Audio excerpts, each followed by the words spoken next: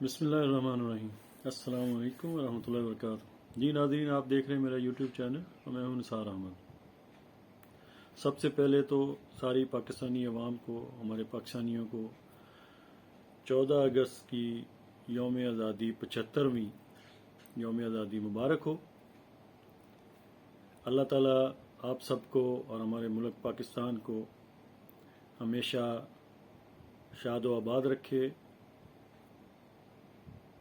اب آتے ہیں کہ یہ جو پاکستان میں ہلچل مچی ہوئی ہے، ابھی امپورٹڈ حکومت کو جان کے لالے پڑ گئے ہیں۔ اب ان کو سوچنا چاہیے پاکستان میں ان کی مقبولیت کا حال جو خان صاحب نے کیا ہے، اب بھی سمجھ جانا چاہیے۔ 98.5% تقریباً 98% لوگوں نے عمران خان صاحب کا جلسہ دیکھا، اٹینڈ کیا، سنا، تقریر سنی، اور 1.5 تقریباً 1.5% شہباز شریف صاحب، جو میں اکثر شہباز ہی کہتا ہوں، ابھی تو ساری دنیا بھی کہتی ہے شہباز سپیڈ، پتہ نہیں کس بیوقوف نے، کس اس کے عقل سے فارغ بندے نے اس کو مشورہ دیا کہ آپ بھی آ کے تقریر کر لو۔ ابھی اس پہ کمپیریزن کریں تو کم از کم ان کو سمجھ جانا چاہیے کہ ہر لحاظ سے کسی بھی طریقے سے یہ عمران خان صاحب کے مقابلے میں ان کی کوئی ویلیو نہیں ہے، کوئی اوقات نہیں ہے۔ یہ بلا وجہ کی انا کی جنگ لڑ رہے ہیں، اور میرے خیال میں فارغ بیٹھ کے یا رات کو سونے سے پہلے یہ شہباز پیر صاحب سوچتے ہوں گے کہ یار مجھے دھکا کس نے دیا ہے۔ اب تو سب کی آنکھیں کھل جانی چاہیے۔ ہر لحاظ سے عمران خان صاحب ان سے بہتر ہیں، تعلیم میں، مقبولیت میں، اپنی ایکٹیویٹی میں، اپنی صحت میں، اور اپنی دور حکومت کی کارکردگی میں۔ ان کی اپنی رپورٹ ہے کہ یہ 6% growth I G D P. پتہ نہیں کس پاگل نے ان کو مشورہ دیا کہ چلتی پھرتی حکومت کو چلتا کر دیں۔ اور سوچنے کی بات یہ ہے، اب یہ سارے سر جوڑ کے بیٹھ گئے ہیں، ان کو یہ سمجھ نہیں آ رہی۔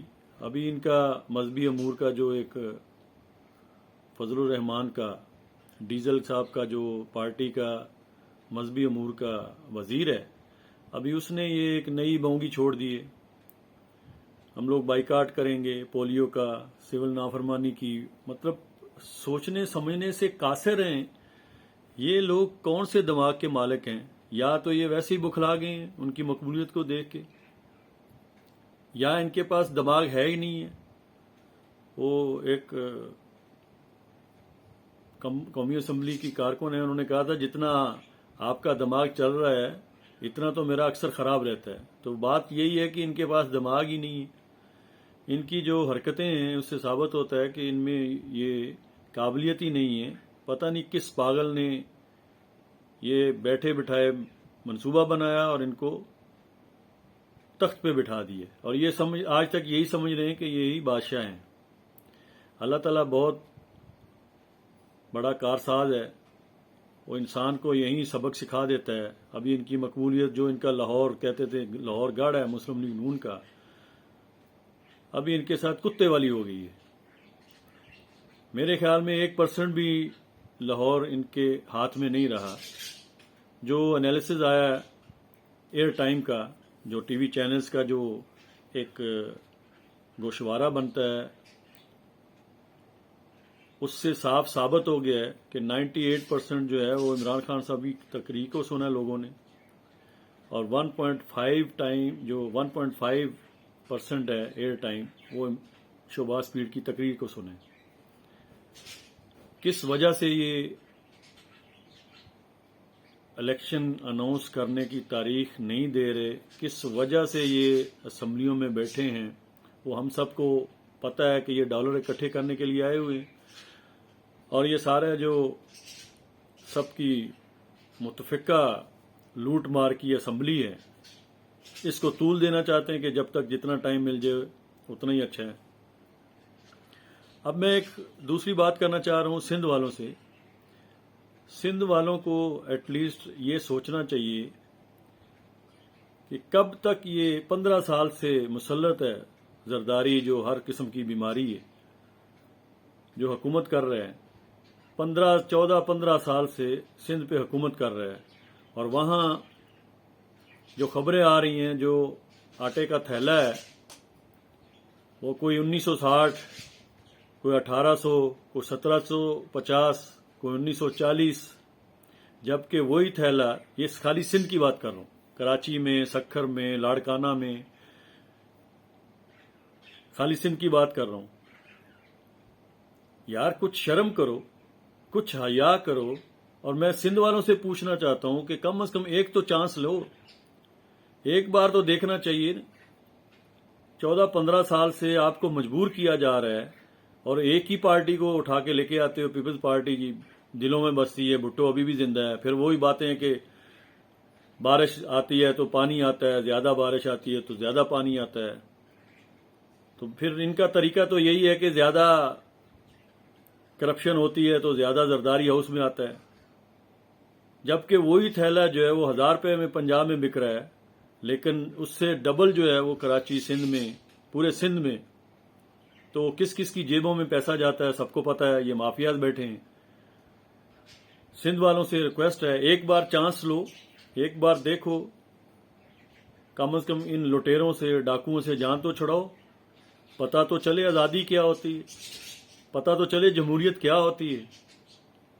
یہ مافیاز کے ہاتھوں مجبور ہو کے اتنا مہنگا اگر آٹا خریدنا ہے تو کم از کم ان کے تسلط سے نکلنے کے لیے جدوجہد تو کرو۔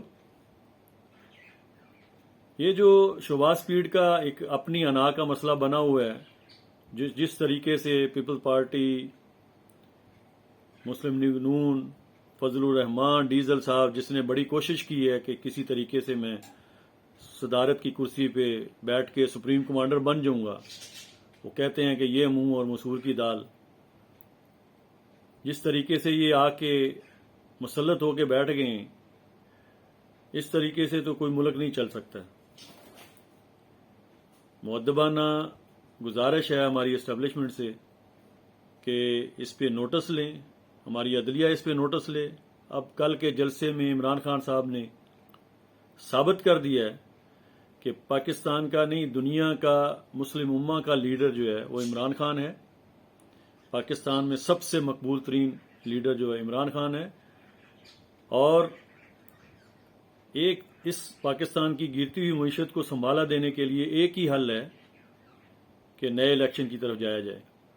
عوام جس کو